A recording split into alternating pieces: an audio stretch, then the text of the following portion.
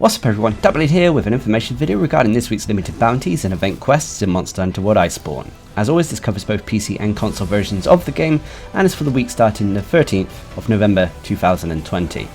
Also, this may be in fact the last weekly limited bounty video we bring you. According to the Capcom event quest schedule, it seems that all the event quests are going to be made available starting next reset, which means that we're getting patch 15.10, which brings with it solo safi'jiiva, rotating seasonal events, and of course access to all the event quests. But we'll have to wait and see. As always, I'll bring you more information if this is true, and if so, well, I hope these weekly limited bounty and event quest videos have been helpful. But anyway, let's move on to talk about this week's limited bounties. There are 6 of them. First is a General Coral Highlands limited bounty to complete 2 quests in this specific location, and for doing so you'll get research points and some armor spheres. Next is an ecology survey to hunt Flying Wyvern. We have to hunt 2 of these monster types, and once again they can be at any rank. And for doing so you'll get research points, an armor sphere plus, and a steel Wyverian print.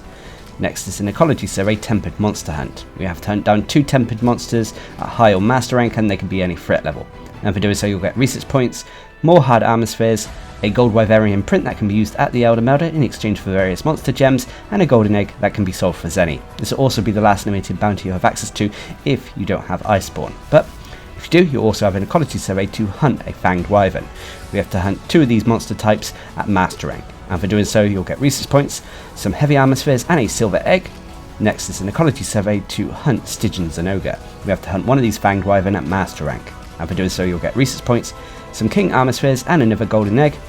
And then finally is the general limited bounty to complete all of this week's other limited bounties, and for doing so you'll get research points and a celestial Wyverian print that can be used at the Elder Melder in exchange for various monster mantles. So those are all the limited bounties we have this week. Not too difficult, and we've got plenty of time to get them all done. But let's move away from limited bounties to talk about the event quests we have this week. Obviously, with the looming patch on the horizon that brings with it all the existing event quests, there's not a huge rush to get these all done.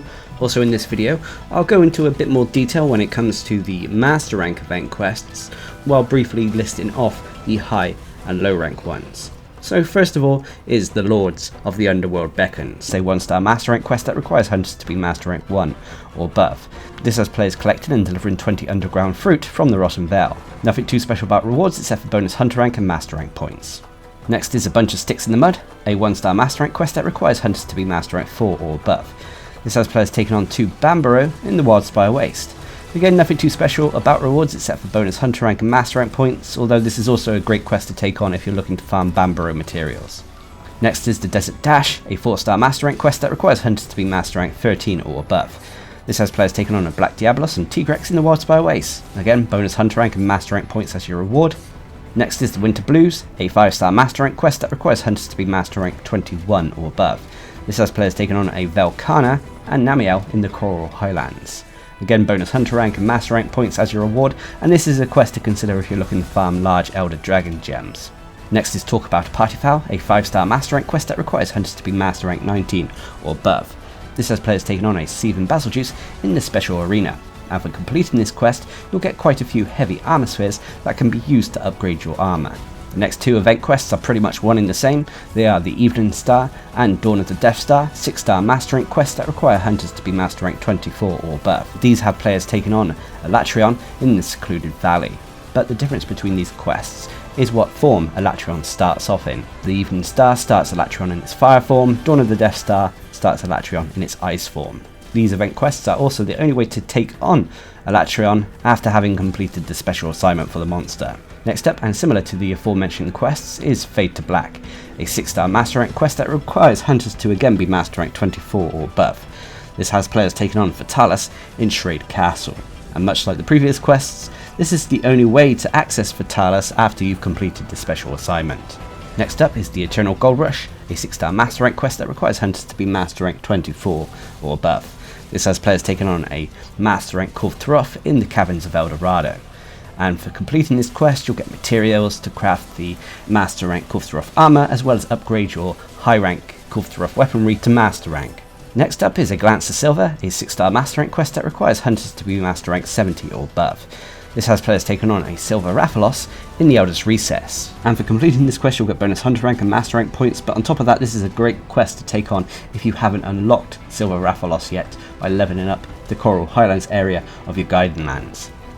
Next up is the Moon is a Harsh Queen, a 6-star Master rank quest that requires hunters to be, again, Master rank 70 or above, and has players taking on a Gold Rathian in the Eldest Recess. And much like the previous quest, this is a great way to access Gold Rathian if you haven't accessed the monster first by leveling up the Wildspire Waste area of your Guiding Lands. Next up is Symphony of Coral, a 6-star Master rank quest that requires hunters to be Master rank 24 or above. This has players taking on an assortment of monsters found in the Coral Highlands. And for taking this quest on, there's an increased chance at finding these said monsters at the small or large gold crown size. So this is a quest for achievement and trophy hunters out there. Next up is Wolf Out of Hell, a 6-star Master rank quest that requires hunters to be Master rank 24 or above. This has players taking on a Stygian Zinogre in the Eldest Recess. Nothing too special about rewards from this quest except for materials from the monster and bonus Hunter rank and Master rank points of course. So those are all the Master rank event quests we have access to this week. Next up we'll move on to the low and high rank ones, although we'll simply list these off instead of going into great detail. First of all, in the Gathering Hub is the Fury of El Dorado, basically the Kulftaroth Siege. Next up, 2 collaboration events, the Visitor from Eorzea Extreme, which is Extreme Behemoth, which is the collaboration event with Final Fantasy XIV, and Contract Woodland Spirits, which is the collaboration event with The Witcher 3. Those are both available. You also have for low rank, Chew the Fat, and for high rank you have Triple Threat Throwdown, Rolling with the Urigan, and Like a Moth to the Flame, which is Arch-Tempered safi'jiiva. So those are all the event quests we have this week. As I said though, if there's an event quest that isn't here that you need, you don't have to wait too long, as it appears that they're all going to be made available next week. We'll have to wait and see. Of course, as always, I'll bring you more details when this happens. I'll also probably bring you an updated event quest guide, as it seems that we'll be getting no more event quests going forward. Which is sad in a way, but everything must come to an end eventually. But going forward, as we're potentially not doing these weekly videos anymore, instead it may turn into fortnightly videos, as the seasonal events should be changing every 2 weeks once they're introduced. So we'll have to wait and see how this pans out. Also, this does not spell the end of Monster Hunter World on this channel. I have another season of builds to come, and of course we have Monster Hunter Rise on the horizon. I'll probably also experiment with some other games here and there, especially if you can create builds in them. So there's still plenty to do. But I'd love to hear your thoughts. So leave a comment down below, and until next time, I've been Darcblade, bringing you an information video regarding this week's limited bounties and event quests in Monster Hunter World Iceborne. Hope you enjoyed the video, thanks for watching, subscribe and like for more.